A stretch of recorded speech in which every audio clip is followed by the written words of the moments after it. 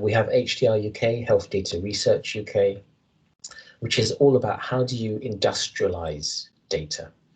The next is the Alan Turing Institute, which is our National Institute for Data Science and AI. So looking at all of these different parts, you'll start to see that there's not one single place you can go and say, hey, I do digital health or I do medtech, where do I go? That's not how it works in the UK. In the UK, you have to know many different things and know what they are relevant for.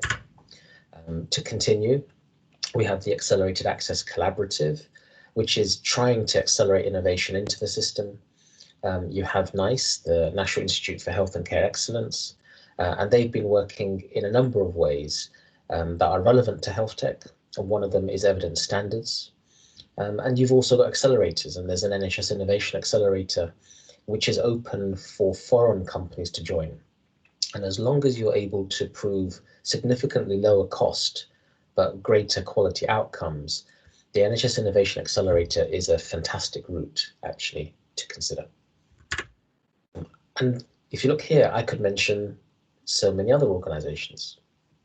So again, the point I'm making here is you need someone to help you through the system, to guide you. And it could be that you work with the National Institute for Health Research to prove the value of what you're doing with evidence.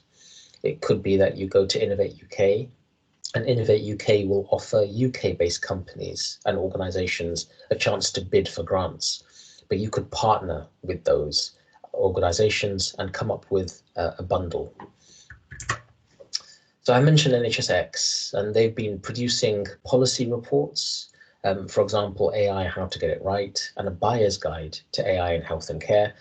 Well worth reading if you're in AI. I mentioned the NICE Evidence Standards Framework for Digital Health Technologies. You'll see a list of organisations who are involved with NICE, so NHS England, Public Health England, MedCity, digitalhealth.london. And I hope you're starting to see that this is a landscape that isn't unified, but there's a lot of collaboration. We developed a code of conduct for data-driven health and care technology, and that was updated to become a guide to good practice. That is, again, essential reading. It's very important that you understand what is expected. It's like a contract almost, although you're not going to be punished for not being part of it, but it's something that will help you greatly. And recently, we've had the launch of the final DTAC, so that was in beta for a while, the Digital Technology Assessment Criteria. This is the new national baseline for digital health technologies into the NHS and social care. If you aren't in line with the DTAC, you won't really go very far in the system. And it is about clinical safety and data protection and interoperability. It's a measurement standard. And that brings me to Orca, and a company which we in the UK have been helping to export across the world. It's involved with many governments around the world, and they support companies to be in line with things like the DTAC, and they'll assess you independently. I mentioned the NIHR, the National Institute for Health Research.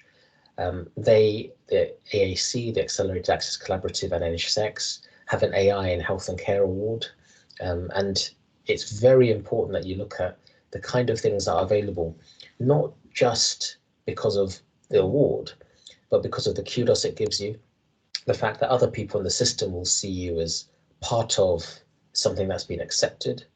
And that's why going for these awards and also going for frameworks and being on frameworks is important, not necessarily because of the work that you win, but because of how it positions you. And I would consider all of these things to be valuable for any digital health company coming into the market. Healthtech Connect is something that may be useful. It's a chance to put technology onto a horizon scanner so people can see it coming and support it to get to the right place. And I would also keep an eye out for one major part of the system, the academic health science networks. And they're all about how to identify innovation and make sure it spreads across the NHS quickly. And they will be an essential partner of what you do. And they're working currently on how the NHS resets after COVID. So that was a short presentation on the kind of things to keep in mind. But I will be very open with you that there is very little that can be done for any health tech company without really personalizing what you do and your challenges. What is it that you offer? Who is it you offer it to? Which part of the country might be better for you and which partners? All of those things are very unique to you. So seek advice that is specific to you, and that's how you'll break into the system. It isn't easy. It will require investment and time and effort, but it's worth it.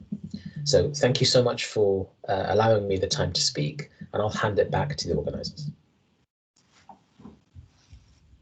Thank you, Aslan. Many thanks for that. And if the listeners have any questions, please do pop them in the chat, or you can just think about this and get back to any questions later. But now I would like to start off with what we can see as a little bit of a journey, digital visit into the UK. And so the first presentation that we have lined up is from Yuani, which is the Senior Business Development Manager for the local investment agency at West Midlands. And so she will be presenting the investment offer for overseas companies into that region. And with that, I would like to hand it over to her. Yuhani, we can see your presentation. Please, the floor is yours. Thank you very much, Dario. Welcome everyone. Good morning. My name is Yuni. I work for the West Midlands Growth Company. We are the inward investment promotion agency and the local partner to DIT. Today I'm going to introduce you to the Birmingham and the West Midlands area. We are a 3-city region, which includes Birmingham, Coventry, as well as Wolverhampton. We have excellent transport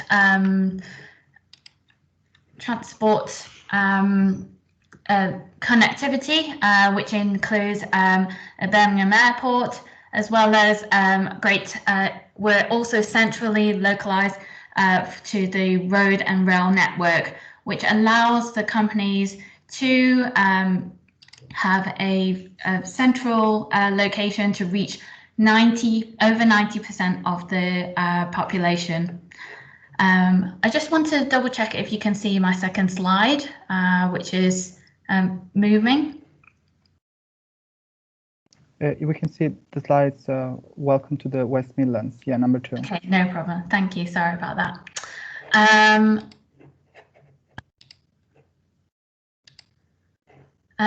I wanted to also include why the West Midlands.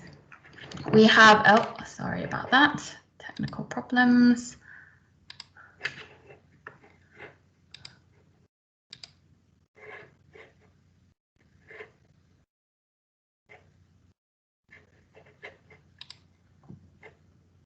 Oh, apologies, just move that. So in terms of why the West Midlands, we have a large cluster of life science companies within the region, which are employing the 11,000 people, which allows companies who may be looking to locate in this region to get the skills that may be required to set up in this region. We are a diverse and large population of around about 4.6 million people, which is an excellent portfolio of people who, for any companies who may be considering clinical trials in the area. In terms of the West Midlands, we also have the 5G testbed, which is the first within the UK, which has a multi-city testbed where companies can allow themselves to test and have further innovations within this area. The key opportunities within the West Midlands, we say, is the 4Ds at the moment, as we have a whole over 20 years of data patient records that is sat within the West Midlands. So data in terms of any medical technology companies or digital companies who may be considering in entering the market, you may want to consider in this region. Also with diagnostics, digital and devices can be leading innovations that can be developed in this area, as we have strong medical technologies cluster which is backed by our existing advanced manufacturing expertise, as well as the emerging tech sector that we have in this area. You may also want to look at key collaborations. These are a few of our universities that we have in the area, which including in that group, we have Aston and University of Birmingham, as well as Warwick Medical Schools here. So if you are looking at research collaborations, those are the key institutions you may want to look for. Here are some examples of key networks that we have in place, so including Medilink Midlands, West Midlands Health Technologies Cluster, to help get the like-minded people together, and as Hassan has mentioned, is to get the right people and also help you along the journey. There's some key accelerators, which a majority are based nearby the key universities and are not very far from each other at all. With the 5G testbed in mind, we also have the 5G accelerator, which is mainly organised by WM5G, with key partners such as Deloitte and Wira. We also have plenty of grow-on space if you're looking to grow further amongst the science parks here. That's also the Life Sciences Opportunity Zone as well. I'm very pleased to know that one of our key case studies, Dignio, who is a Norwegian medical software company, has actually got a headquarters in the Birmingham area, and will be one of the key speakers in the breakout rooms, joined by me in room 3 today. So I won't speak too much any further, but thank you very much for the opportunity, and we work in partnership with DIT, so if you like any further information, please feel free to get in contact. Thank you very much. I would like to make an introduction to the next speaker from Cornwall, Oliver, who will be presenting next. Thank you. Awesome. Thank you very much. Sophie, would you mind sharing the slides? Is that okay? Of course.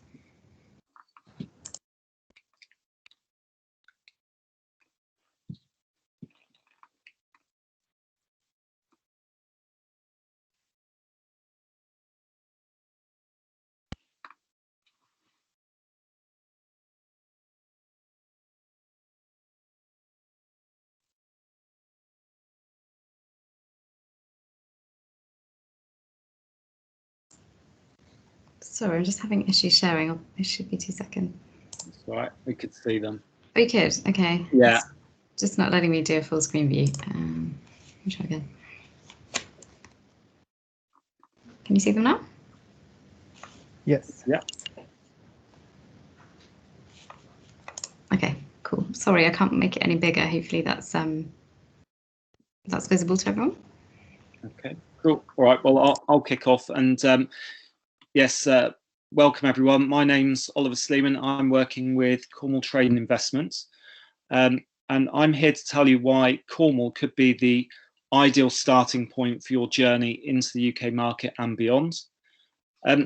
We understand that often, if you're able to prove your solution within the NHS setting, that you can then demonstrate the global potential of your product.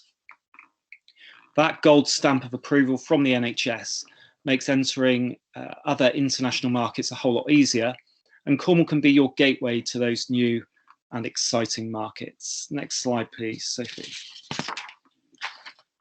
So you can see Cornwall down in the bottom left in red. We're a peninsula down in the southwest. We're known for our beautiful beaches and beautiful countryside, but there's a whole lot more in Cornwall than meets the eye. Our population is around 600,000, which rises quite significantly during the holiday season.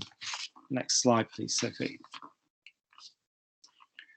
So in Cornwall, we have a fairly streamlined healthcare system. And it's true, London might be the UK's capital and financial centre, but it's also a complex place for new health tech businesses entering the market. It's difficult to navigate. And if your goal is to get your product adopted within the NHS, then your starting point on that journey needs to be somewhere that's easy to navigate with all the right support and everything that you need to access the market so you're ready to go. And thanks to all of the work by the different organisations within Cornwall over the years, working with our primary care networks, our commissioners, our health and social care organisations, opening up those conversations and creating channels for collaboration are a whole lot easier.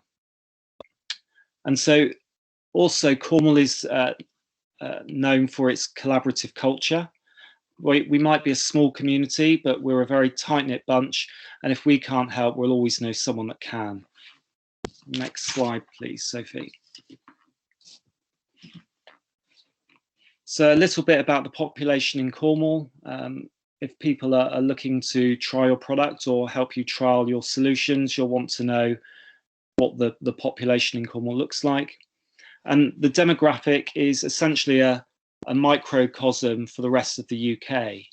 And this makes it the perfect ground for developing and adopting your health tech innovations and trying to tackle a range of challenges. So we've got a combination of dispersed rural communities and urban communities, and that often lends itself to well to remote care applications. Our population is one that is aging. The largest group in Cornwall actually is those that are over 65, and those are often the group that are putting pressure on the NHS at a national level with patients with multiple morbidities and complex needs. Alongside this population, we've also got 3 major universities in the region, and it's a hotspot for families swapping city life to come and settle down in the countryside. So we do actually have a growing younger population too. And this all helps when identifying specific patient groups to test and try your products. And finding those groups is relatively easy. Next slide, please, Sophie. So our healthcare system is supported by a really diverse pool of skills and world-class research capabilities. We've got leading technology institutions like the European Centre for Environment and Human Health. We also have the Centre of Excellence for Satellite Applications, all based here in Cornwall. And the presence of 3 major universities, including Exeter and Plymouth and Falmouth, gives you access to the world-leading research and a real diverse pool of talent, including creative, medical and tech industries. Next slide, please. We've also got an abundance of business support here in Cornwall, whether that be for grant funding or support to help drive innovation in the sector and also support the economic growth in our region. And if you establish a presence here in the UK, you can tap into that support. We've got sector-specific programs for health tech, including the eHealth and Productivity in Cornwall programme, the Smartline project, and as mentioned on previous slides, the Academic Health Science Network for the Southwest. And over the last sort of 15 or 20 years or so, we've been fortunate enough here in Cornwall to benefit from a whole wealth of European Union support. And that's because we've got significant levels of income inequality within the region. So you've got pockets of extraordinary wealth, and then just a few miles away, you've got the more sort of deprived areas in Europe. And funds such as the European Regional Development Fund have sought to address that. That support remains in place for the next 3 to 4 years. Next slide, please, Sophie. So we recognise that entering a new market is a huge investment. And if you're based in the city, those operating costs can be significant. In Cornwall, we're operating much lower costs. It's a really sort of attractive and cost-effective alternative to London. Workspace is 5 times cheaper in Cornwall. Business rates are 8 times lower. And you've also got a much lower cost of living, which means you pay less, but you still get some awesome talent. Next slide, please, Sophie. So you might be thinking, particularly with COVID, we can do all this remotely and we'll handle it from abroad. But we know from experience that having a presence here in the UK gives you a crucial advantage. And it can make all the difference when you're a new player in the market. And why not do this in Cornwall at lower cost, lower risk, and we're a well-connected launch pad, so you can get your boots on the ground and find your feet. So some advantages of, again, having a presence here. You've got that enhanced local and cultural understanding. You get your brand out there, which is reassurance for buyers.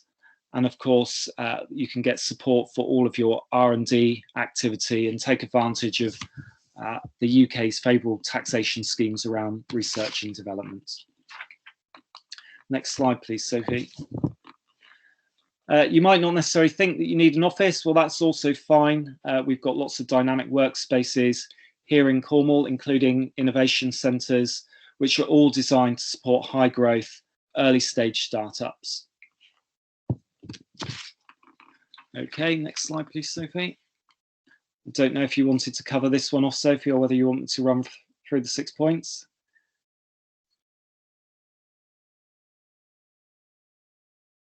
That's okay, I can do it. So through Cornwall Trade Investment, we've got a package of support that can help you first with any sort of local advice and sort out like a planning visit.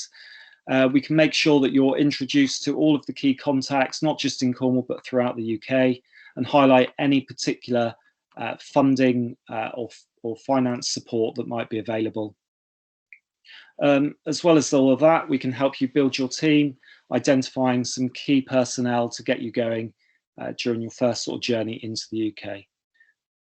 Thank you very much. I don't know if you want to take questions at this point. If not, feel free to load them up into the chat and then we can either cover them off in the breakout session or follow up. Thank you very much. Excellent. Thank you so much, Oliver and Sophie. And yes, feel free to use the chat function for any questions, or at this point, you could raise your hand if you want to ask your questions directly. Otherwise, we will move over to Leeds and Jennifer, if you're on the line and want to put your camera on. And while we wait for Jennifer to prepare, again, in the chat function very soon, later on, we will put the breakout rooms, just so you are aware. We know we've shared the links in your email reminders earlier today, but just so you know, the next steps will come in the chat as well. Excellent. We could see your presentation, Jennifer, so please make it start.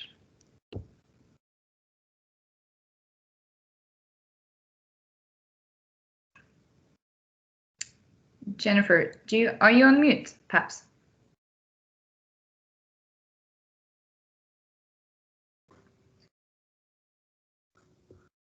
Sorry, it's frozen and I was on mute as well. Perfect. Now I do apologise. I was trying to make it bigger, but it seems to be having problems, so I hope you can see it. Is it full screen for you? Yes. Yes, okay.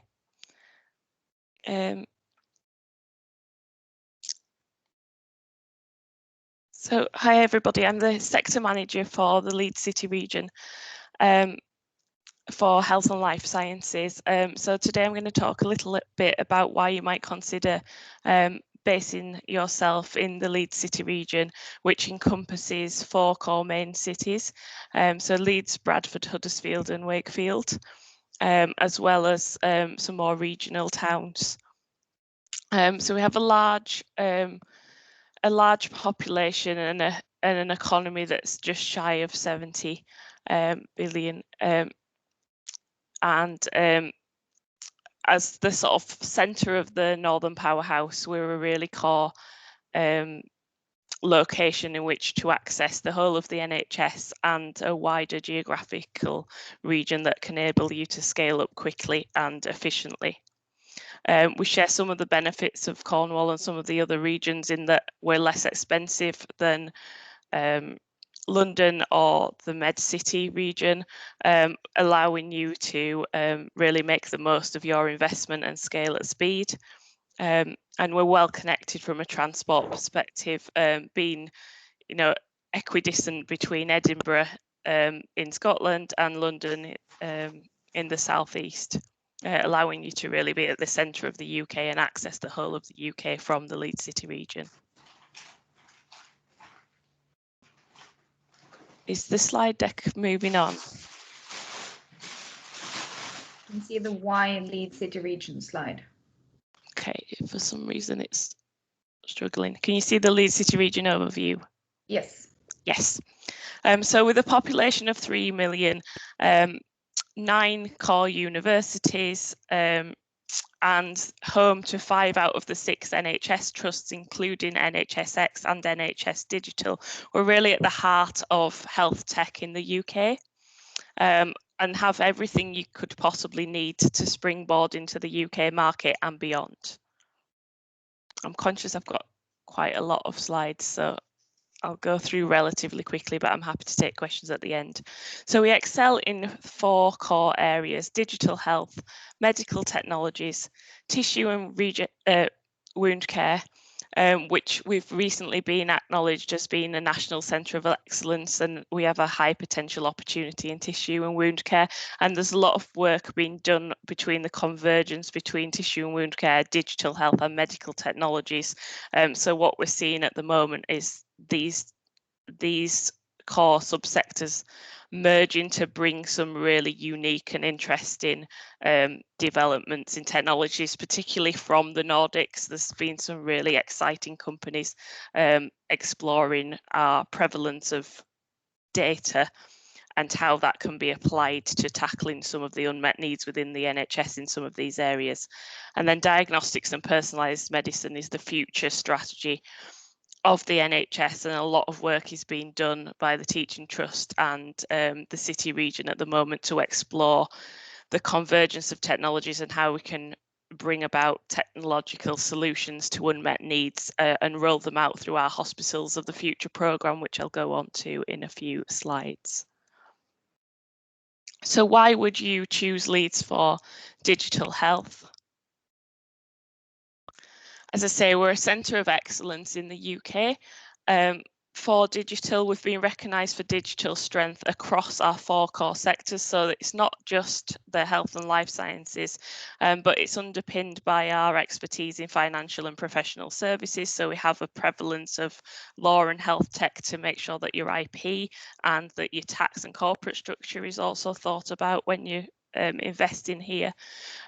We have an advanced manufacturing sector that's now underpinned by digital technologies, and we also have a thriving digital sector with a prevalence of companies specialising in things like gamification.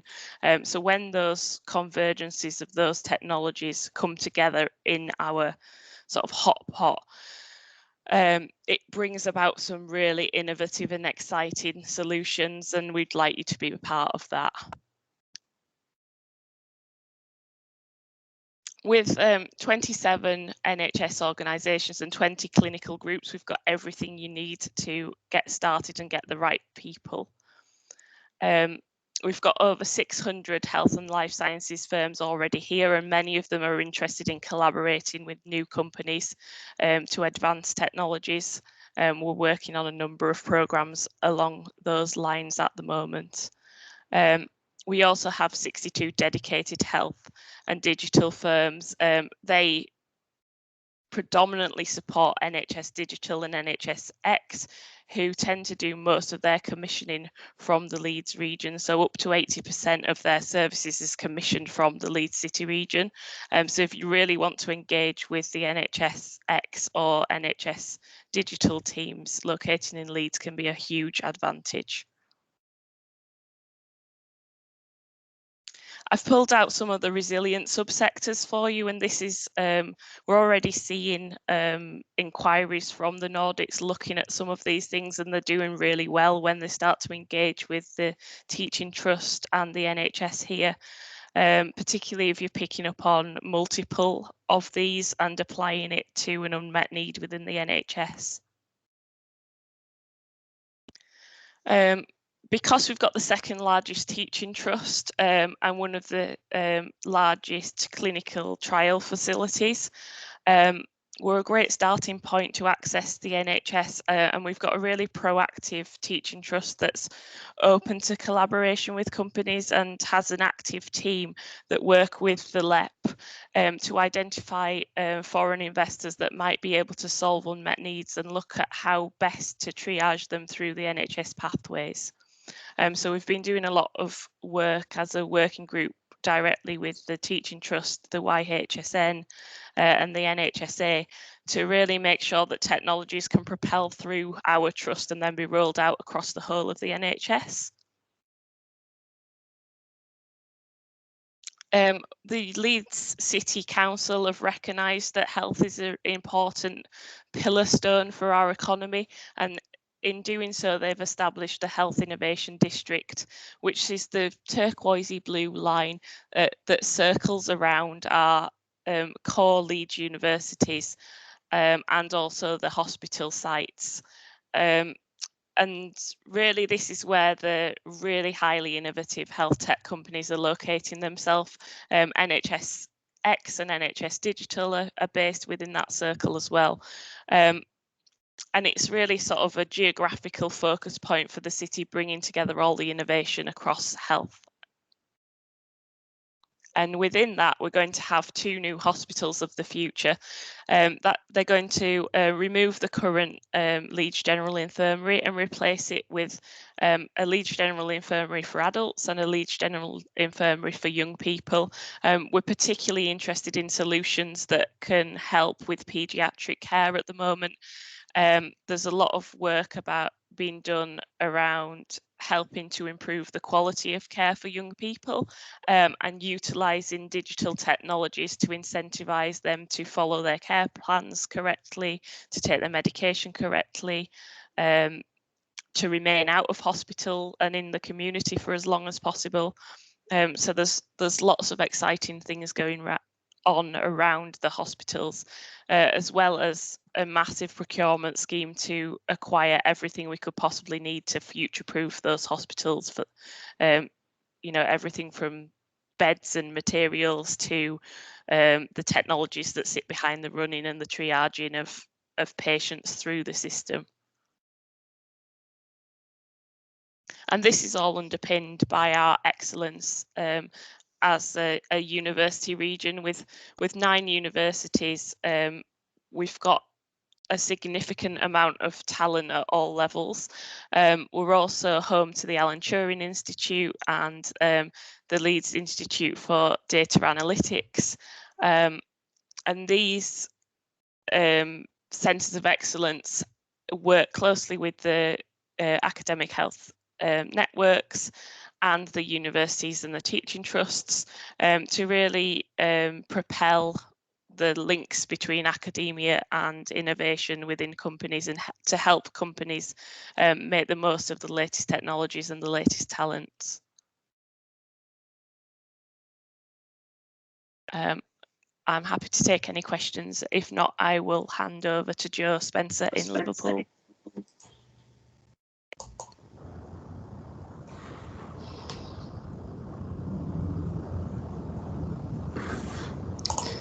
Yes, thank you very much. Can you hear me?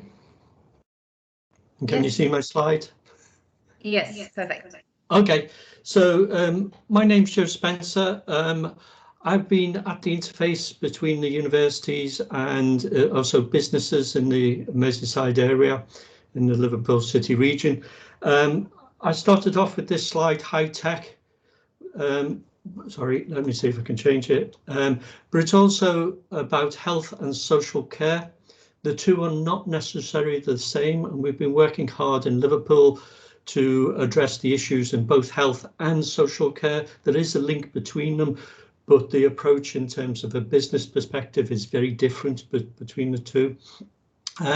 Just want to introduce you to Liverpool, if I can. This is the map of the UK, and I've identified Liverpool there, and hopefully you know where it is. It's made up of a number of local authorities, as shown on this diagram here, and you can see in the map it's in this part of England. And I'm being sort of a person that's worked with businesses over a long period of time. I always try and look for a pivot point, look for a different view on things. And Liverpool might appear to be on the left-hand side of that diagram, but I look at it very much as this way. It's sort of the gateway to the UK, and in fact, it's a gateway to the rest of the world, because we do have a deep water port which trades substantially around the world. We do have an international airport. We do have recognised high-tech facilities and research, and we've got a culture of support for SMEs and entrepreneurs. We've got facilities in Liverpool, in the Knowledge Quarter, etc., very much like the other regions. What we want to do is propel and support these businesses coming into Liverpool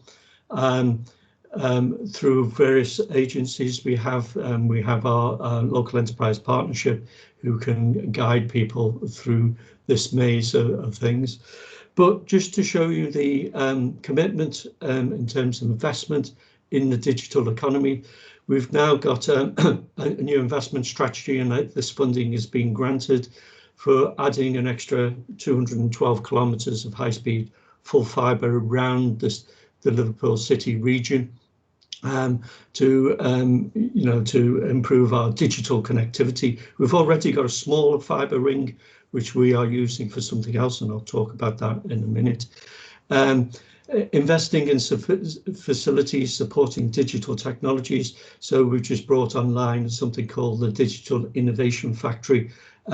This is based on a model we've had for a materials innovation factory, which has proved very successful in interacting with businesses. And this Digital Innovation Factory, it will cover health, but it will also cover manufacturing, transport, etc. And if you might think those sectors are all different, but there is a sort of connectivity of ideas from one sector to another. I've experienced this where you develop something in manufacturing and equally it's applicable to health. So what we want to do is look at the synergies between various sectors and see what one sector can learn from another. I'll talk a little bit about this in a minute, the 5G testbed in health and social care. That is open for other companies, healthcare companies, social care companies in the UK to use.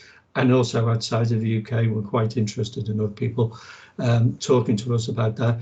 Large investments in people and business support, so very much like the other regions are doing. I just want to point out that we're particularly good. So this is the TRL scale that was developed by NASA a couple of years ago. So we're very good at the underpinning knowledge in terms of our facilities. So we've got 2 universities, one of which is a Russell group. We've got a number of research groups. We've got Hartree, which looks at high performance computing and AI. We've got Daresbury, which looks at accelerated science. We've also got the Virtual Engineering Centre, which looks at 3D reality, and this has been demonstrated at one of our children's hospitals in terms where surgeons take scan data from CAT scans or whatever. And the Virtual Engineering Centre has produced a 3D model where the virtual reality, where a doctor and a surgeon can go in and practice the operation before they actually get into the surgery. Also 3D printing a heart. So again, the surgeon can practice doing the operation, a difficult operation, before he actually gets into surgery and know what they expect. The virtual reality is quite good because you can take the spleen, you can take the lungs away, and the surgeon can get right into the important bits where he wants to do the operation. We're particularly good at integrating the various technologies together, but also people, bringing them together. This is one of the problems I think that was mentioned in the beginning.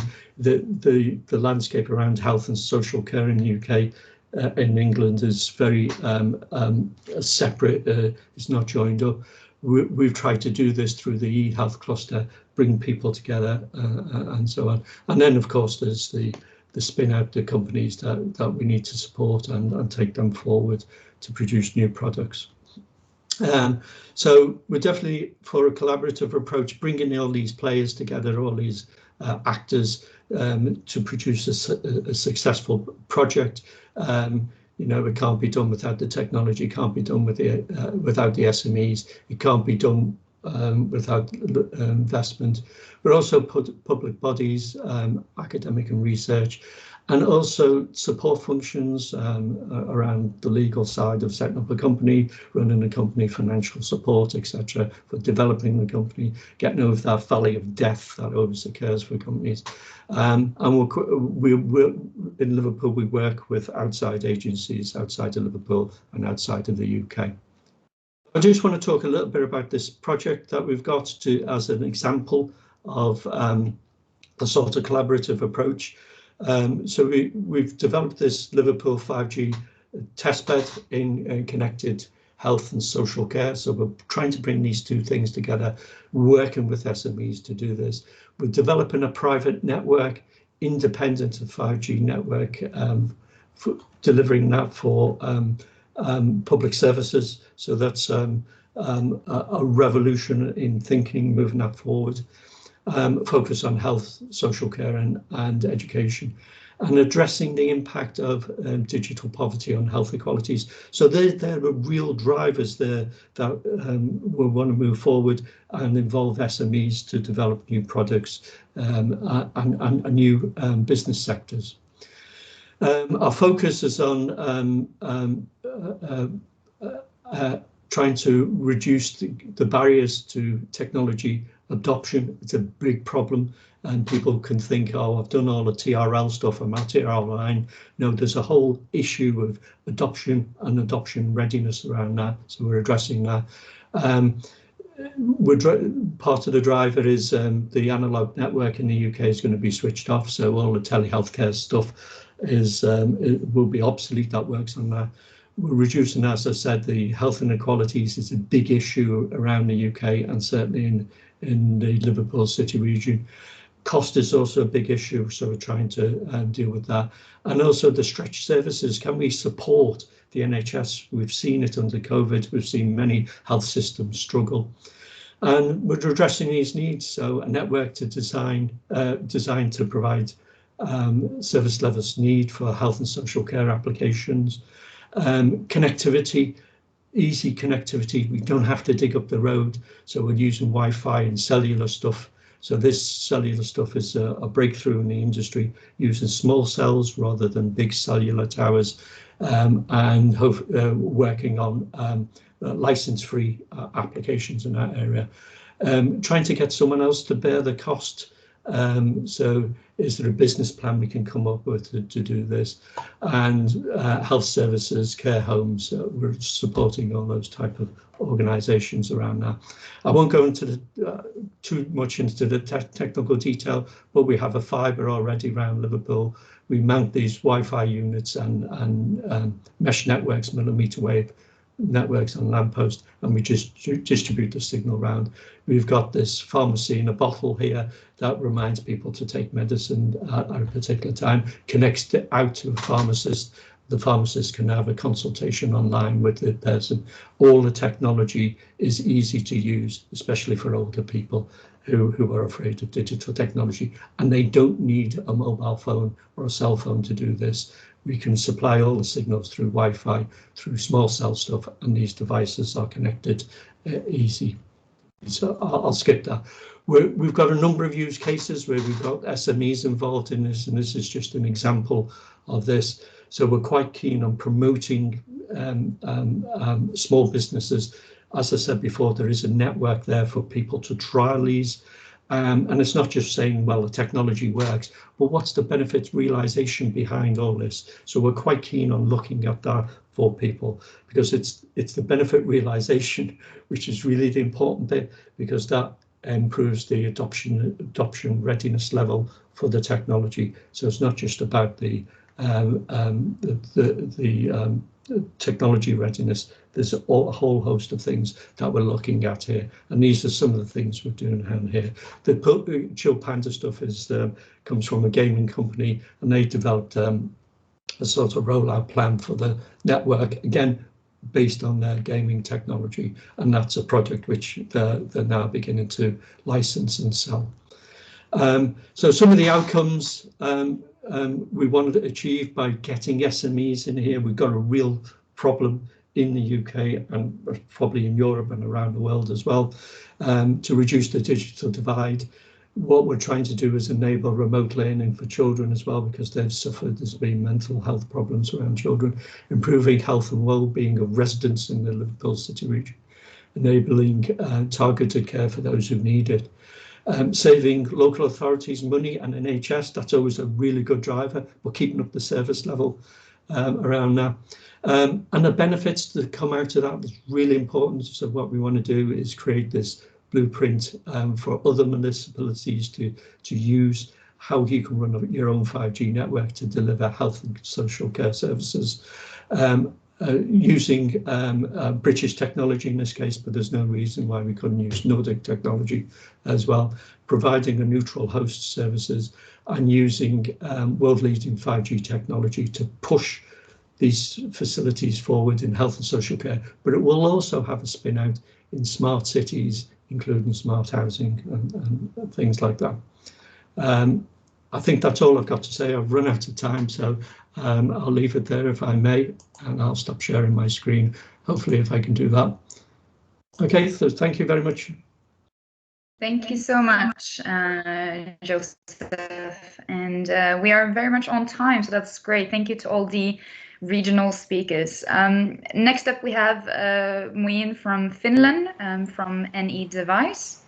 While he gets ready, I just want to reiterate that we've now heard from 4 different regions, and they are all regions that us at the different embassies and Department of International Trade is working collectively with. We appreciate there's a lot of information from these 4 regions, but as mentioned in the chat, we will have all the content available to you guys, and they will be listed up under the speaker tab at our event webpage.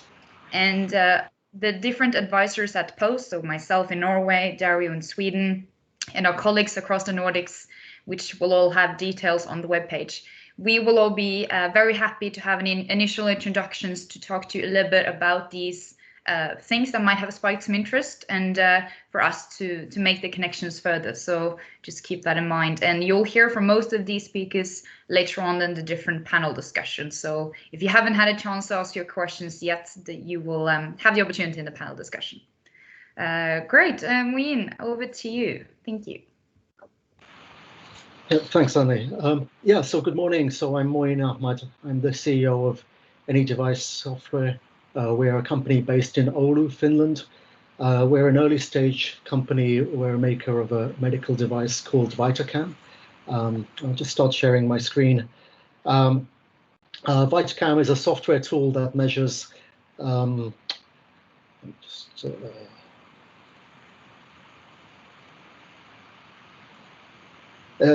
vital signs using digital cameras, and it's scalable and affordable. Okay, now got it. Yeah, so I'm here to tell you about our experiences in the UK market, and as I think you got a sense from the previous presenters, for the UK there is no single right path. It's really the journey can vary a lot. Right now, where we are at in the UK is that we are tendering, we are planning pilots, and also planning clinical investigations in the UK. So that's basically a nutshell where we are at now. A bit about VitaCam. So VitaCam, well, measuring vital signs. It's a routine nursing task used to detect deterioration. Our goal is to make that easier using computer vision and affordable using everyday cameras. With VitaCam, what we do is we take video as an input from a camera, process it in our cloud with computer vision to generate 2 vital signs, respiratory rate and heart rate. And that camera can also be a smartphone front camera with full HD. Respiratory rate is the most sensitive indicator of deterioration, and it must be recorded in all patients, but counting chest movements is not always practical, and respiratory rate is often not recorded. So what our algorithm does is it finds points on your chest, and then starts tracking the motion of those points, and using some fancy maths, converts that into a respiratory rate. At the same time that's happening, our algorithm is looking at the minute changes of color in the face, using a technique called photoplethysmography to generate a heart rate, and then we'll generate more parameters also. Just briefly, a bit about what this is again, just so you get a sense.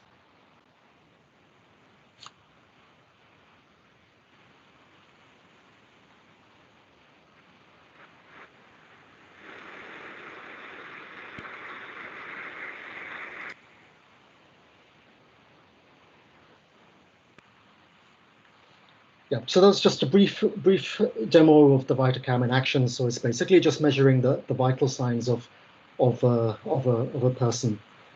Why I wanted to show this is because when we started off our journey in Finland, our focus was really on emergency department triage. So what you see on the right here, and when we started our discussions in the UK, this is the story that we went there with, and we were trying to build that story value proposition around that.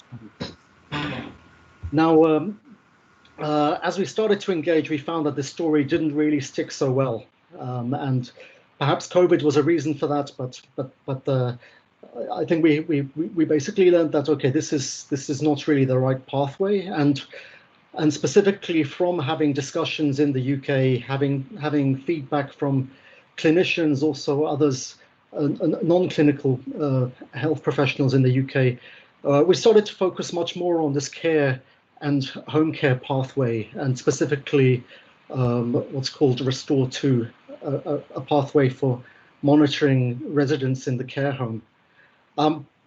So by looking at the UK, it was really important for us to then be able to consider, where is the market? What is actually the problem, the unmet need that needs to be solved.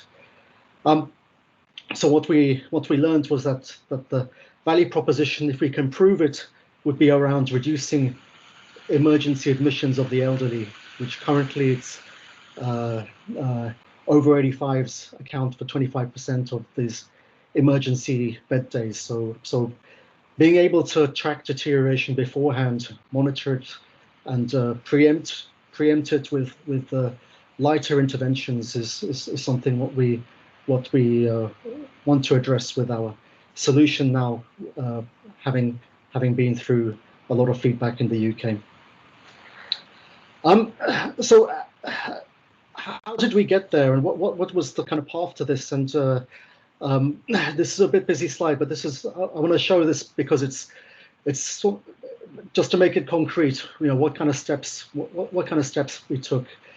The first explorations really started actually in January of last year, and that was pre-COVID, so a long time ago, and distant memory in a way. But the DIT had arranged a face-to-face visit to the UK, and one of those trips we ended up in the West Midlands. And actually UNE, who presented earlier, was one of the people I met during that trip.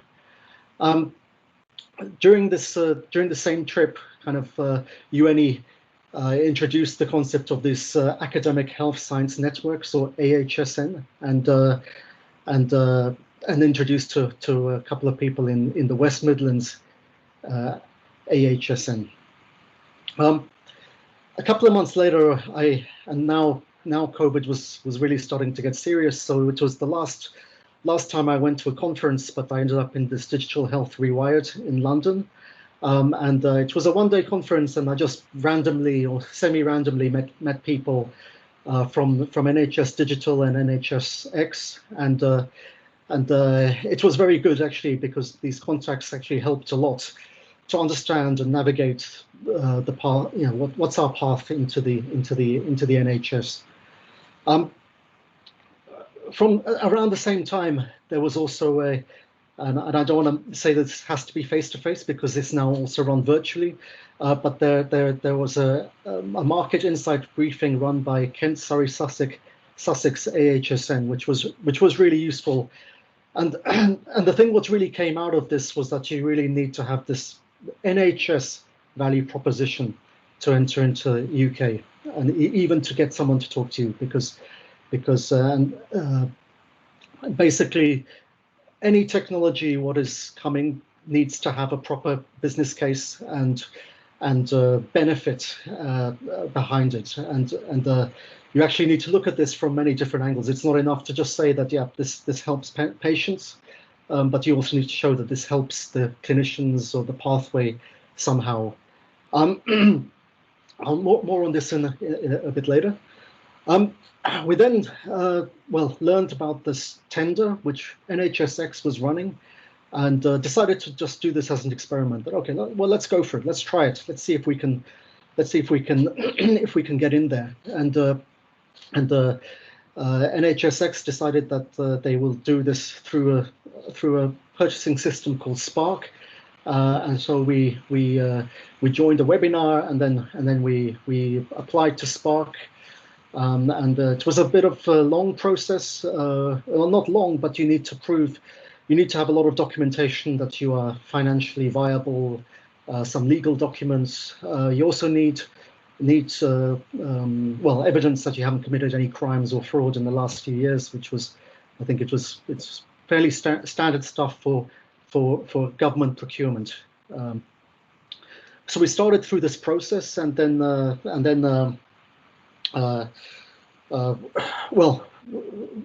through this Spark, we also learned of some more requirements that we needed to fulfill.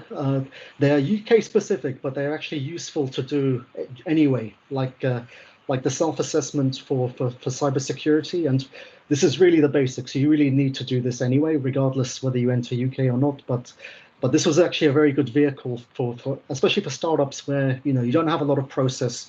You maybe haven't done the ISO certifications. That it's a good way to structure your cybersecurity. Also, liability insurance is a very practical, detailed thing, but you need a medical device product liability if you have a medical device in the UK, and we didn't have it before. We got it through a UK company. I think you can't get them in Finland, but I think you can buy them in Germany and Netherlands as well.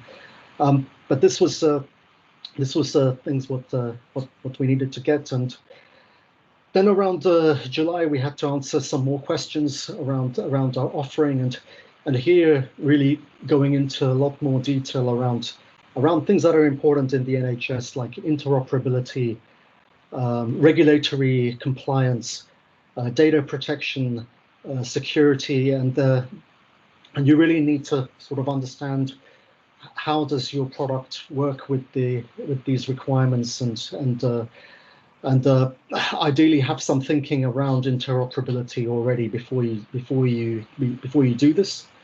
I'll touch a bit more about this later, but one thing to note for us was that we didn't have our CE mark at the time, but we were in the process of getting it. So we had been preparing our technical file. We were applying.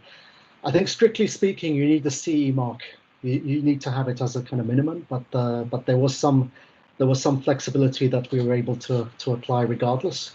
But I think you need to have at least a clear roadmap to getting the CE mark, that you have a notified body and you have started the process already and you are being assessed. Otherwise, I think it's very hard. I think it was in early August we were appointed to Spark, and what this means is that we are able to enter into health procurement in the UK directly as ourselves. And Spark is not the only framework. There's this HSSF, I have no idea what it stands for, and G-Cloud, but these are more suited towards a bit more established technologies, and Spark is really suited towards innovative technologies, and it's been used now for quite a few different procurement exercises. So for video consultations, for remote monitoring, and other things as well. So it's a good path, and what I think the benefit for these procurers in the UK is that they can, some of the due diligence has been done already, and there is a standard contract and terms that is used. So that's actually a very, very good thing. After that, we actually had a lot of discussions with the academic institutions. So Warwick University, what was mentioned earlier, we discussed with them, also with Barts in London and others, and some of these contacts came actually through West Midlands and through Sector, which is the Southeast Health Technologies Alliance. So Sector was a kind of very good organisation to kind of push you, get contacts to some of these academic institutions. So this was actually a very, very practical step for us, and very good way to get a path to doing the clinical investigation or pilot in the UK, which are both very important. So now we are in the stage of setting up some of these pilots, and then also have been tendering. So it's not enough to go through the framework and the process, but you still need to, of course, respond to tenders individually. For those of you who have done tenders in your home country, it's very similar. So there's no big difference there, but this diligence step comes before. So just quickly about the benefits of targeting UK directly. So this value proposition is really something what if you think about the NHS, it's only going to help your value proposition, and it stops you from building a point solution, which is not useful and not bringing a clinical benefit more broadly. So this is one benefit from going through this. There's also very good and diverse buyers and clinical users, and they're looking for a lot of evidence that you know what you're talking about. And actually, yeah, I'll be frank here. Yeah, the NHS is under cost pressure, and they're only taking things which are going to save money and which are going to help somehow and have a strong clinical benefit. So you need that value proposition, but these buyers and users can help you also to form that value proposition and help you find the pathways, like this nice, what Hassan Chowdhury mentioned earlier, has a lot of information about different pathways that can be targeted, and it's worth looking at that as understanding what kind of pathways and using that for discussion with the clinical users and buyers. Patient population is diverse, so rare diseases in the UK aren't actually that rare. They can be quite common. And this is also good when you want to do clinical investigations, because it's a great place to do those kind of things, and we are planning to do at least one clinical investigation in the UK. You do need the UK evidence, so it won't be enough to have a study or pilot from your home country, but the UK evidence is important. But the good thing is that the support is good from DIT or this academic health science networks or SECTA as it's called here. So just then to summarize, so things that you really need to take into account is this value proposition. That means, what's the benefit? So what's the clinical benefit? Also, what's the economic benefit? Who's the beneficiary? And this is really tailored. It may not be the same in the UK as in Finland or in another country. So you really need to think about this. That's what who's the payer? Who does the service? And why would they take your product? And ideally, you should have clinical investigation or health economic impact behind this, but it's not mandatory. But you need to have some evidence there. Regulatory compliance is important. CE marking, I think we all know, but there are a few extra things in UK, like this DCB 129 or 160. which is mainly about the clinical risk assessment, because a lot of self-certified C class 1 devices don't really have proper risk assessments done, and this is something what is, I think, increasingly mandatory in the UK. There was a mention about this DTAC earlier, and it's just come out and been published, and it's worth studying that. Interoperability is also a big one, so that if you have a point solution which is a silo of data, it's not going to fly. So if you're using Fire APIs, if you know about the SNOMED codes, then use them, and you don't need to have interoperability in the beginning, because you cannot have it.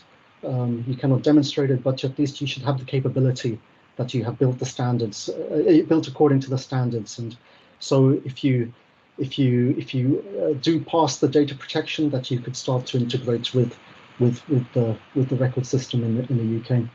All of this stuff is available to view on NHS Digital or Interopen. So really worth checking those and joining those organizations, or joining Interopen. Data protection, absolutely critical, showstopper.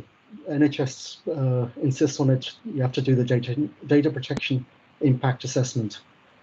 UK roles, you need at least a responsible person. You should have a clinical safety officer, but you can outsource these things, at least in the beginning.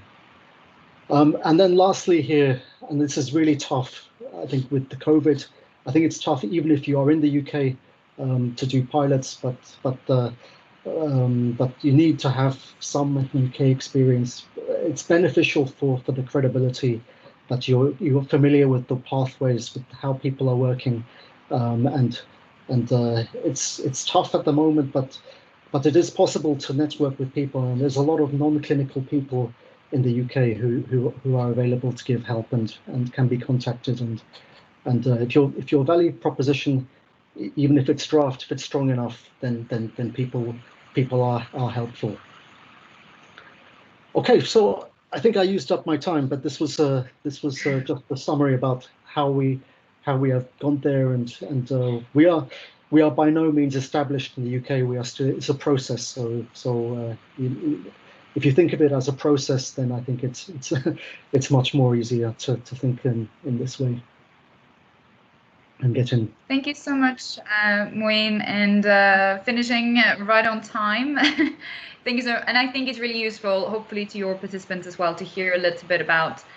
I really like the timeline, getting a vision of how to move basically across time. How do you go about step by step and get an idea of how long it takes to enter this market? And for some, it could be a very smooth and easy journey. For others, it could take a bit more time. Obviously, a COVID situation has put some hinders for some of us. Muin, there's a few questions in the chat, so if you don't mind just addressing them. However, we do have a schedule, so I've put in the chat, and you will see also in your email, the link to the panel discussion. Ahead of time, you've all signed up to a room that you think is appropriate for you, but by no means this is not set in stone. So if you now think that another topic is more interesting, then feel free to pick the one that you are interested to join. We will head into panel discussions now, and Muini would go through the chat to just answer some of your questions. But I'd like you all to now move into the different panel discussion rooms, and we will kick off in a minute's time so that we could stick to schedule. Thank you so much for your participation, and we'll see you in the panel discussions.